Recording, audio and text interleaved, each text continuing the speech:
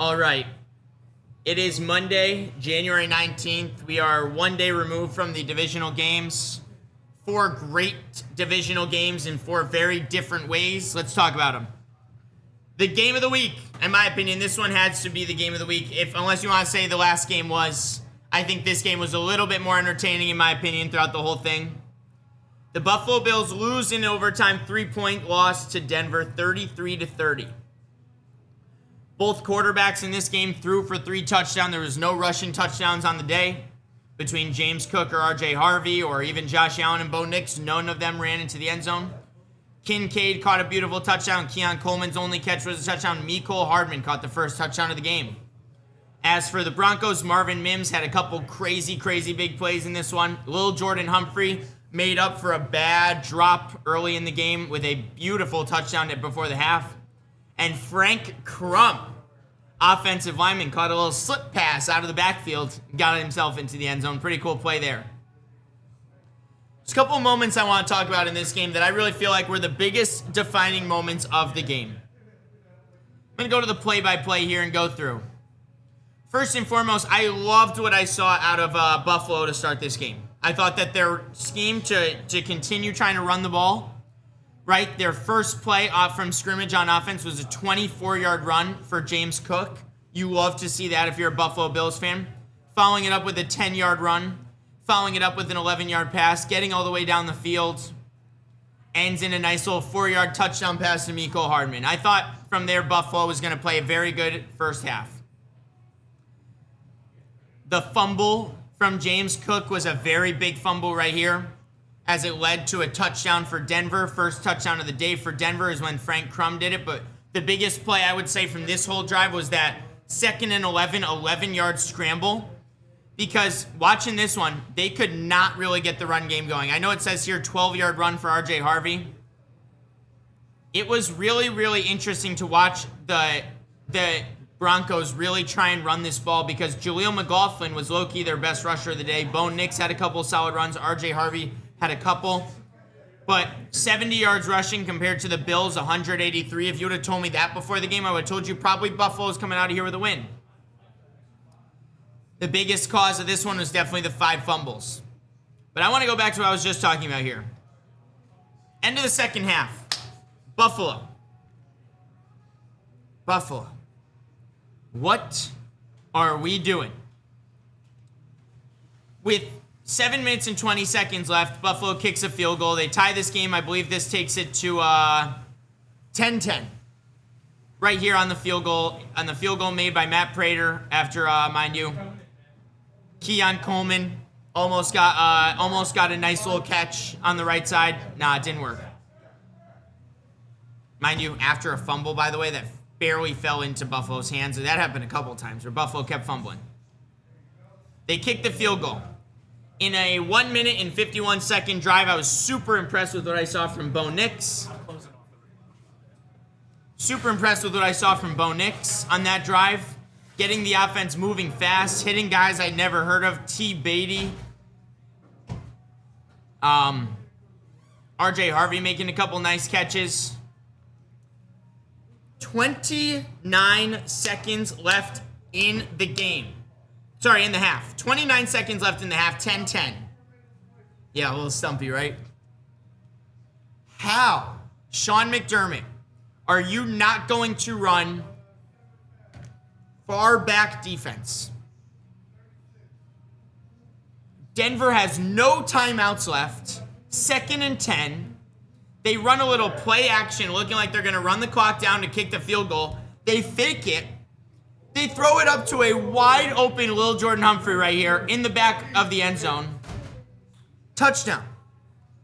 That was the play that I'm sitting there thinking, Denver has no timeouts left. The only things they're going to do is either hit outside routes to try and get out of bounds and get closer to an end zone shot, or go for the end zone, or if they run the ball, they're basically saying we're giving it up and trying to get the field goal before half. But no. Sean Payton hits him with a little play action. Lil Jordan Humphrey makes up for his drop earlier. Bang. 29-yard touchdown for Lil Jordan Humphrey. Which, mind you, Already one of the worst ends of half situations that could have happened for Buffalo.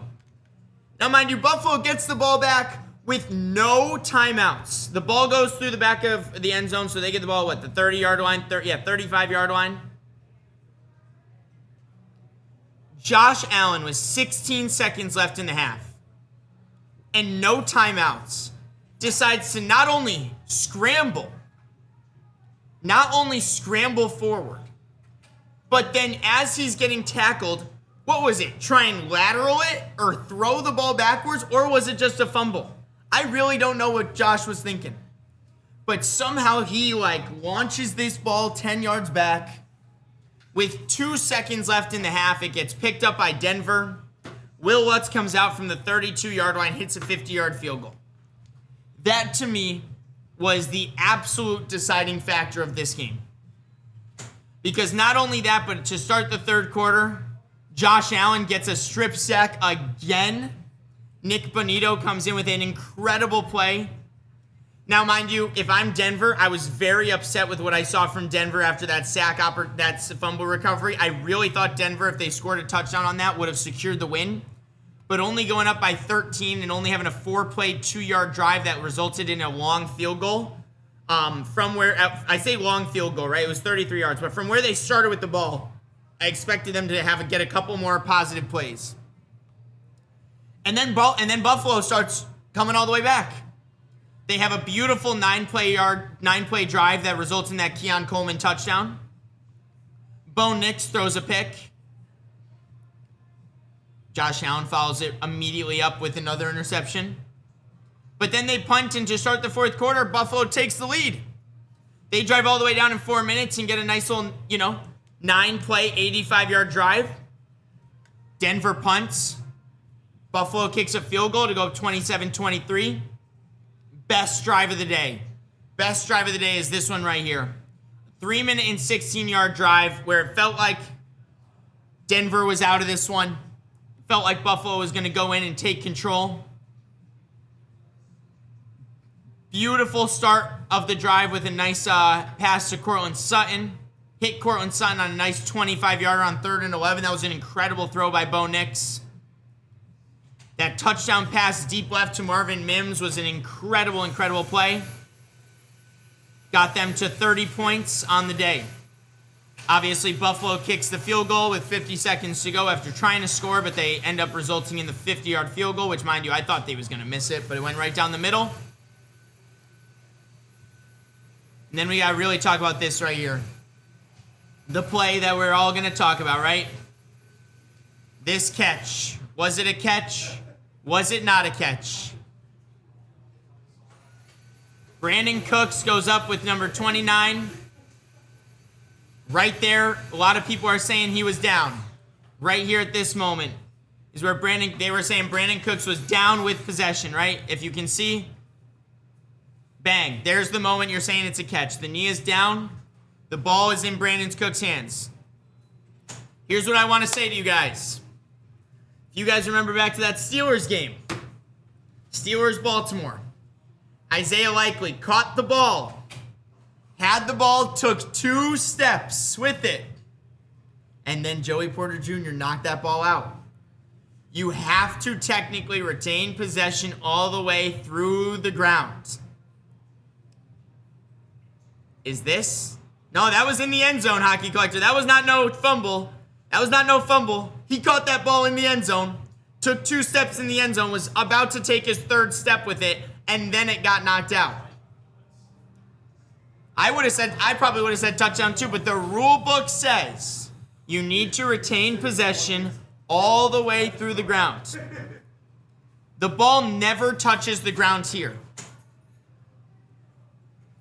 I do believe that he did not retain full possession when getting to the ground, bringing it in. If you look, this is the angle right here. I do not believe that this is possession. Right here. Look at his left arm. His right arm is being fully grabbed by the player. Bang. The player has the ball right here. If you're telling me that this, I agree. But if the rule is to retain possession all the way through the catching motion to the ground, which is the NFL rule, that you can't rule that a catch. I completely agree with the referees that called this an interception. If anything, listen, here's what I'm saying. If anything, the ruling should be on the field. The referees should rule it a catch because possession goes to the receiver, right? That's where I think the referees were wrong, was calling it an interception on the field. I do believe that technical speaking rulebook, you have to give the possession to the offensive player from the rulebook. Fine by me. Doesn't change the fact that that was an interception. Doesn't change the fact that it was an interception. He completely ripped the ball through before Brandon Cooks was able to maintain possession to the ground. And I really believe that they got the right call. It was an interception. Now, mind you, if I'm Josh Allen there and I know that all you need after a punt is a field goal, am I really trying to go deep right there? I don't know. I keep thinking back right to the beginning of that drive. Starting with a pass to James Cook. Starting with a pass to Ray Davis. I don't know. I didn't love the play calling in overtime from Sean McDermott to start the drive. And then when I saw that it was ruled an interception on the field, there was no way they were going to overturn it. I truly do believe that they got the play call right. And you got to give credit to Bo Nix, by the way. That was a DPI on Cortland Sutton. Completely was a DPI on Cortland Sutton there. That pass incomplete on Trey White, that resulted in another DPI. I thought that one was a little funny. Trey White just didn't get his head around, unfortunately, and that's the only reason why you had to call that a DPI, because he didn't get his head around in time. Trey White then gets the unsportsmanlike conduct play, which puts them even closer. Will Lutz hits a chip shot 23-yard field goal, and Denver moves on. But the biggest storyline from this is not only Denver winning, but then immediately after the game, Sean Payton coming out and saying that Bo Nix, thought it was interesting. He said Bo Nix broke his ankle on the second to last play of the game. Well, the second to last play of the game was a kneel down, Sean Payton. So I don't know if he was just wrong in what he was saying, because I know that the rumors were that, he broke his ankle on the play that he rolled out left and Joey Bosa hit his ankle. There's a lot of conspiracy theories right now about when Bo Nix. He then corrected it later in the interview. Okay, I didn't see that part. I didn't watch the full interview. But I do really wonder when. I really do wonder when exactly it happened. Because obviously the adrenaline's rushing. His ankle's all taped up. I think it was on the bootleg. I do think it was on the bootleg, Kane. I do think it was interesting, by the way, how many steps he took then after on that QB kneel. If you watch, he took like 3 unnecessary steps to move that ball to the right side. Thought that was a little interesting afterwards, too. But Denver Broncos defeat Buffalo Bills, but will be without their starting quarterback moving on to next week as Jared Stidham, former Tom Brady backup, then was Derek Carr's backup in Vegas, been Russell Wilson's backup. He's been the backup in Denver ever since Sean Payton was brought in. 4 total starts in his career. But Bo Nix will release Phillip Rivers right now. I saw rumors of Drew Brees returning to go back with Sean Payton. I saw rumors that they'd reach out to Big Ben. I saw rumors of Phillip Rivers. Nah. I hope it's Jared Stidham. Have a Nick Foles run, Jared Stidham. This is your moment. I remember when Bo Nix got the starting job his rookie year, Jared Stidham came out and had a whole press conference saying how disappointed he was that he didn't get the starting job. Score 20 points and you win. That's an interesting take. We'll have to talk about that in a little bit once we get to the Patriots-Texans game. But Jared Stidham, now's your time. You want to have a Malik Willis moment? Right? Malik Willis came in for Jordan Love this regular season, probably earned himself $50 million. Let's see, Jared Stidham. What can you do as a starting quarterback? And then the news that just came out this morning out of Buffalo. After 8 or 9 years of underperforming in the playoffs, Josh Allen never making a Super Bowl under Sean McDermott, they finally fired Sean McDermott. Now, say what you want about Josh Allen and his fumbles this game. Definitely doesn't help that Josh Allen did not have a turnover. Did not have a turnover, guys, in his previous 6 playoff games before this game. He did not have a turnover in his previous 6 games. And in this one, he has 5. 3 fumbles, 2 picks. Say what you want about Josh Allen having the turnovers. The play calling between Joe Brady and Sean McDermott. I don't think it was good. Why are we not running the half out? They win this. Buffalo Bills win this game if they just run the half out and don't have Josh Allen fumble that ball at the end there. Just go down on a knee with no timeouts left in 14 seconds. That's Joe Brady and McDermott making that play call. Is it the play call to, tell Josh Allen to try and lateral backwards? Definitely not. Everyone's at fault. But why are the coaches having him call that play? Taking a guy like Keon Coleman in the first round, thinking he's going to be this #1 wide receiver in Buffalo. Turns out to have all these problems with the coaching staff, keeps getting suspended, missing quarters, yada, yada. Right? They have the Stephon Diggs time. They go through that, but then they go to a run-first identity, which also loses them games. Do I think it was completely Sean McDermott's fault? Absolutely not. If you have to keep Sean McDermott or Josh Allen, you're keeping Josh Allen 10 times out of 10, so that's probably the decision Buffalo felt like they had to make. I think Joe Brady's going to be gone as well. I'd be surprised to see Joe Brady return under a different head coach. But man, this was Buffalo's year. This was Buffalo's year. No Mahomes, no Allen, no Burrow. Sorry, no Lamar. Buffalo chokes away. At the end of the first half, there is no reason that Denver should have finished that second quarter with 17 points. When they had 7 points with 25 seconds left and no timeouts left in the half. They finished the half with 17 points. And I am blaming Sean McDermott for that one. For not running good defensive schemes with 22 seconds and no timeouts. Why are we not running deep coverage? And why are we running a play with 14 seconds and no timeouts for Josh Allen and making him step up and run? Did not understand that at all. But Denver has a tough. Yeah, I am full of blame right now. Because this was Buffalo's year, Shaken. This was the year for Josh Allen and Buffalo to make a run. Buffalo should be facing the Patriots next week. I really believe that. When I watched in this game, I never felt like Denver once really outperformed them. I thought the defense played very solid for Buffalo. I thought the guys that they have did what you expect them to, right? A guy like Tre'Davious White is your #1 cornerback. I mean, dude is 31 years old.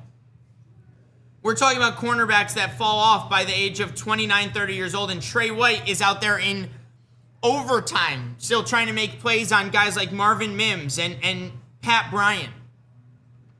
He's old. He's tired. He's gonna he's gonna get you DPIs late in games. It's been the same problems we've seen out of this Bills team every year. And it's that they get late to the game and they can't convert and they have something go so wrong earlier in the game that they can't bounce back from it. And I was just very disappointed in Buffalo losing this game. I would have loved to see a Buffalo-New England AFC championship. But no, it's going to be Denver. Not too much to talk about in the following game, the night game of that. Seattle just dominated through and through San Francisco. Told y'all this would happen, by the way. Some of you guys believed in San Francisco. Seattle came out and returned the opening kickoff. Rashid Shaheed went, I think it was, 90? Let's see how long it was. 95 yards, exactly. 95 yards for Rashid Shaheed on the first play of this one. The unfortunate news out of Seattle is that Zach Charbonnet went down with an injury. But, I mean, take it as unfortunate as you want. Kenneth Walker had 3 touchdowns. Absolutely dominated the ground game. They kept getting into the red zone and just feeding Kenneth Walker. And, boy, was it working. JSN, 3 catches for 19 yards and a touchdown. That touchdown that he caught was a crazy play in the second, either in the first or second quarter of this one, where they're at like the 4-yard line and Sam Darnold fakes a handoff right, rolls left, JSN rolls all the way from the right side on a crosser. He doesn't find JSN till the back left corner of the end zone. I thought that was a beautiful pass by Sam Darnold.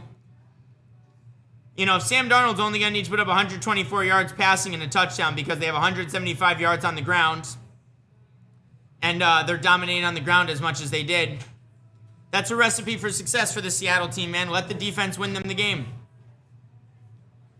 As for San Francisco, though, hell of a year. I got to give so much praise. I know that, you know, they went down kind of badly in this divisional game. Beating Philly with all the injuries they dealt with, George Kittle going down, Fred Warner being injured, Nick Bosa being injured, half of their defensive players being injured. What Robert Saleh and Kyle Shanahan did this year was absolutely remarkable. From Brock Purdy going down and having Mac Jones come in and win them a lot of games. Having the year that they had, going 12-5 and beating Philly a week ago because of a Brock Purdy masterclass and a Jalen Hurts masterclass. Great season for the 49ers. All things considered. I know that they would have wanted to, you know, compete better in this game, maybe even just get a touchdown. That was the sad thing. Would have loved to see McCaffrey get in the end zone after the year that he had. You know, being the age he is, 29 years old, it is crazy to think that we're still talking about McCaffrey with the injuries he's come off of, having to go to, Germany to deal with doctors in Germany on his legs for the past couple of years. For him to come out and be the all-purpose, all-pro first team, all-purpose, second in the league in carries, 8th in the league in rushing yards, 10 rushing touchdowns. The receiving work that he got all year. From the issues with Brandon Ayuk, they paid him $120 million to never play another game. Ricky Pearsall, first round pick, not playing a lot. Jawan Jennings missing a lot of time this year. George Kittle obviously getting hurt at the end. I mean, so impressed with San Francisco. Big round of applause to the season they had. I hope that Brock Purdy comes back better than ever next year, and I hope Mac Jones gets an opportunity to start somewhere because I think he really deserved it. And if not, go back to the 49ers. You found yourself a nice backup home in San Fran. What up, Penguito? Welcome in. It is Hunter. How you doing? Moving on to the Sunday game. Oh, by the way, shout out to Cooper Kupp. Long time no see, I know, right? What's it called? Shout out to Cooper Kupp for leaving the Rams to go to the Seahawks, and now he gets to play the Rams in the NFC Championship. I think that's one of the coolest storylines of it all is Cooper Kupp. 5 for 60, technically led the Seahawks in receiving against the 49ers and now has to play his former team in the NFC Championship. We talked about it all week. We said, CJ Stroud, you're not going to be able to have the same amount of turnovers against the Patriots and beat the Patriots. You're not playing Aaron Rodgers and a 42-year-old quarterback, right? You can't play the way that you did in Pittsburgh and still win the game. And all of that turned out to be true. CJ Stroud, 4 interceptions in the first half of this game. Now, mind you, one of them wasn't his fault. One of them wasn't. But boy, was he inaccurate all day. From that first throw where he missed Xavier Hutchinson on an easy crossing route, I said to myself, uh-oh.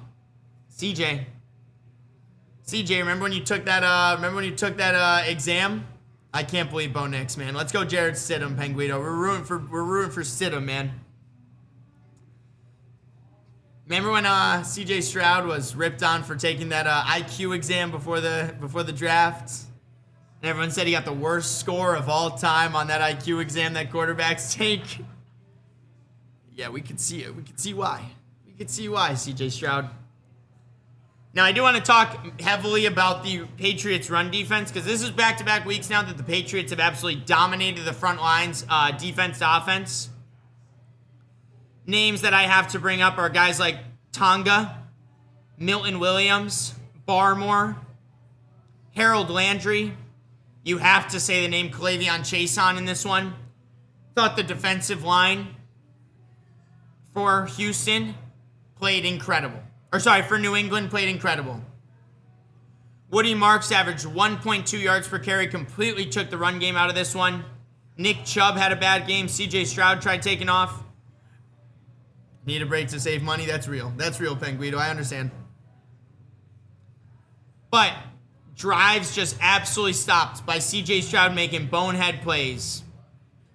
Look at this. Interception. Interception. Interception. Interception. All in the first half. Drake May didn't even play a perfect game. They had a couple too many turnovers, in my opinion, too. Drake May, 4 fumbles, 2 lost, 1 interception. Was not that impressed with Drake May throughout majority of this game. But I can tell you that Drake May played a hell of a better game than C.J. Stroud did in this one. Obviously, Dalton Schultz going down early in this really hurt Houston's offense, and Nico Collins being out with concussion protocol really hurt this Houston offense. Jaden Higgins, Xavier Hutchinson was their wide receiver too. Christian Kirk got into the end zone but did not have the impact that he had a week ago against Pittsburgh. Was surprised to see Jalen Noel only get 1 target. Thought he was going to be utilized a little bit more. But New England kept punching through fumbles, getting to the right spots and intercepting the ball. Was not impressed with Houston's offense. And as for Houston's defense, they did exactly what we expected them to. And none other than the name we have to bring up right here, Kayshon Boutte, did exactly what he said. In the pregame interview with Kayshon Boutte, he said, hey, we know what Houston's going to do. They're going to come out and run their cover 2 press man. We just got to beat them on man. This man, Boutte, had one of the craziest catches I have seen in a long time. If I go to that 4th quarter touchdown right here, this right here, Kayshon Boutte, 32-yard touchdown. Reached out with one hand, tipped it to himself, brought it in. I believe it was on Derek Stingley too. Do believe it was on Derek Stingley. But, I mean, hey, the Patriots knew what they were going into. They said, we're going to see man coverage. We have to beat their men. And the Patriots have done it all year long. With a receiving core that no one really believed in going into the season, between names like Stephon Diggs being signed to his huge contract, Hunter Henry and Austin Hooper as the tight ends. Pop Douglas was the #1 target in preseason. Kayshon Boutte didn't really make his name till about a couple weeks in. Had never heard of the name Kyle Williams before a couple weeks, like maybe 10 weeks ago. For the receiving room that they have in the offensive quote-unquote no-names that we're talking about in New England, all year long they've been great.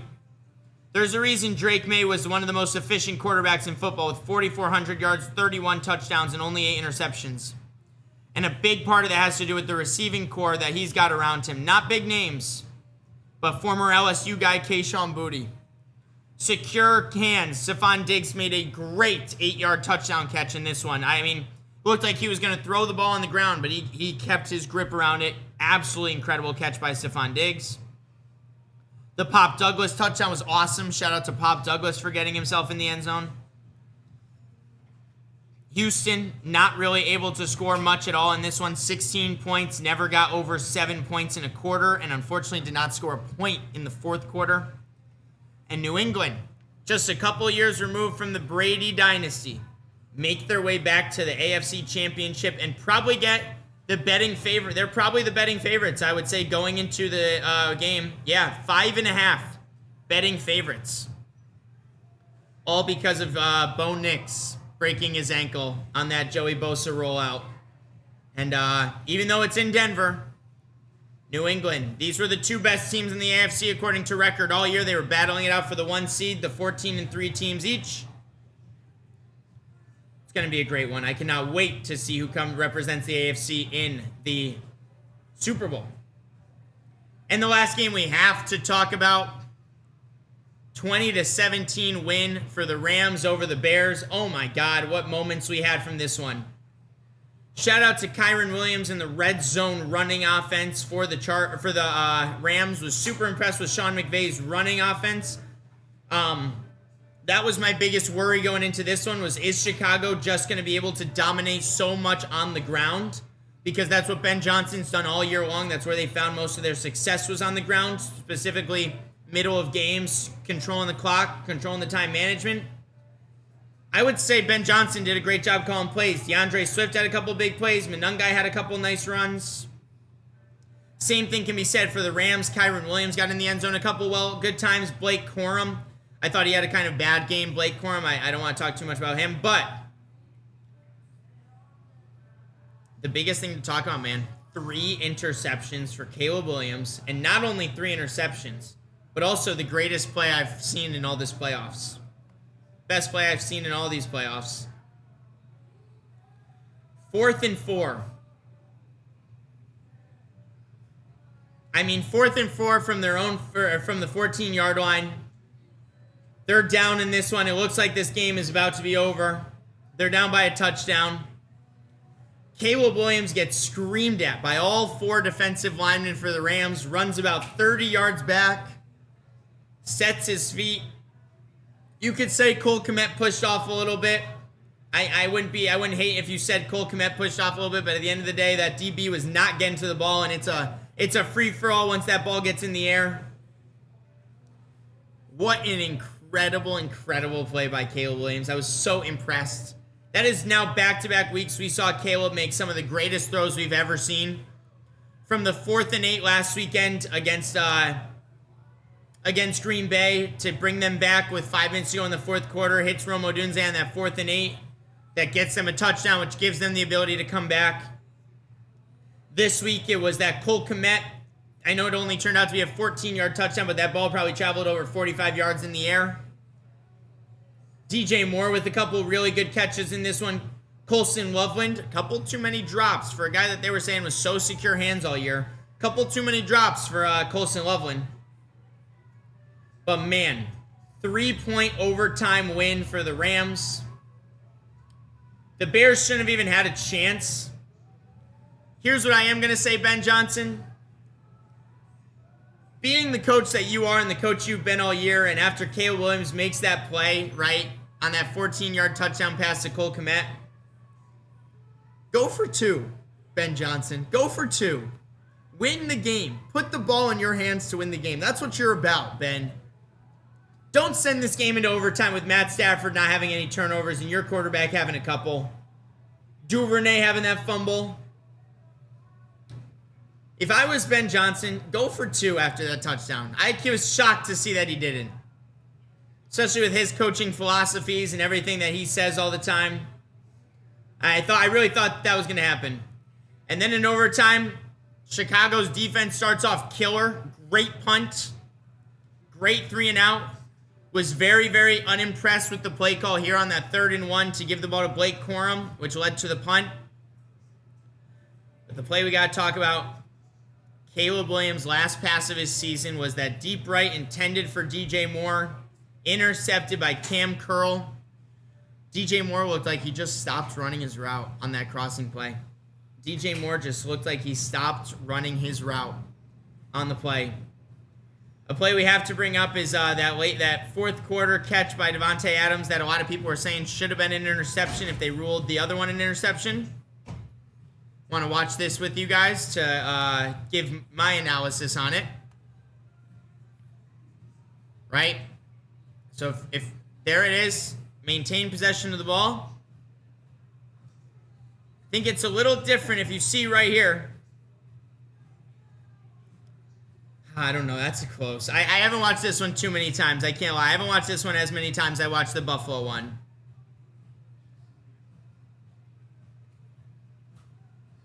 Let's see. Knee down. Still maintaining possession of the ball. Right.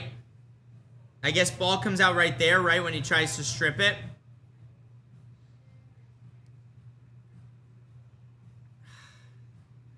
I don't know. Maybe I was wrong. Maybe this one shouldn't have been a catch. Maybe this was an interception. Watching it in full speed really does feel like that should have been ruled an interception. But they called him down by contact right here with possession. Can say what you want about the refs being, inconsistent. I can see all the people on Twitter. This was what I was trying to say here. I think that he never fully had possession, Brandon Cooks, of the ball. That's why they had to rule that interception, because I don't think he really fully ever had possession. Whereas I do think Davante Adams fully had possession right at this moment. Right here, I think he really does have possession of the ball. And then you can see it get ripped out as he's going down. See right here, you can see that left arm fully rips the ball out. Right? So yeah, on the field, they'd have to call that a fumble. And I don't know. It's a close call either way. Say the Rams benefited from it. Say what you want. Plays are done. I don't think Brandon Cooks ever had complete full possession of the ball. And I did, when I watched that play in live time, thought Davante Adams did have full possession of the catch, but right when he went down. So that's probably my difference maker. But then Caleb Williams throws the interception. You kind of knew that, giving the Stafford the ball back with a little bit left in overtime, that they were going to get down there. And who would have thought? He hit Davante Adams on an incredible catch and throw. That 12-yard catch was a ridiculous catch by Davante Adams on the left sideline. Puka Nacua, 16-yard catch on 3rd and 6. They left that man way too open. They went for the touchdown on a play right here. They went to Colby Parkinson, the back right of the end zone, trying to get him going. Then they gave Terrence Ferguson a touchdown opportunity, which, funny enough, Terrence Ferguson, had the ball right here, but great defensive play by Chicago. And then the big man kicker, Harrison Mevis, struts down and kicks the game-winning 42-yard field goal to give the Rams a 20-17 win in Chicago. So now the Rams have to go to their division rival and play against the Seattle Seahawks. 6:30 p.m. next week at Fox. After the 3 o'clock game, Patriots-Broncos. Our 4 remaining quarterbacks are Drake May, Matthew Stafford, Sam Darnold, and Jared Stidham for the remaining 4 playoff teams. What a playoffs it's been, by the way, with all the moments from Josh Allen fumbles to Bo Nix now getting injured, to George Kittle getting injured, to Kenneth Walker 3-touchdown game, to CJ Stroud having 7 turnovers in 2 games, to Drake May playing a killer 2 games, Stafford playing great in Carolina and then having to go into Chicago. Stafford not being able to play a home game and having 2 wins going into Seattle is incredible. To Caleb Williams having some of the greatest throws we've ever seen happen in the playoffs. What a divisional round it was. Entertaining games through and through. Was so impressed with a lot of the plays, and also very unimpressed with a lot of the plays I saw as well. Very interested to see what next steps Houston's going to take this offseason to hopefully bolster that offensive line and maybe get themselves a running back they really trust, giving majority of the workload to. Interested to see how Chicago bounces back in the NFC North, because I know Minnesota's going to be wanting to get a lot better. I know Green Bay's going to be looking at Micah Parsons coming back and saying they're going to be healthy. Detroit's going to be looking to hire some coordinators that they really believe in moving forward. So how is Chicago and Ben Johnson going to respond to, next year's NFC North? That's probably going to be a little bit better. And the biggest question right now is who's going to be Josh Allen's next head coach? I know Bills fans would love a guy like Mike Tomlin back there for the remaining future. But that is going to be my recap of all the divisional football games. Absolutely incredible weekend of football.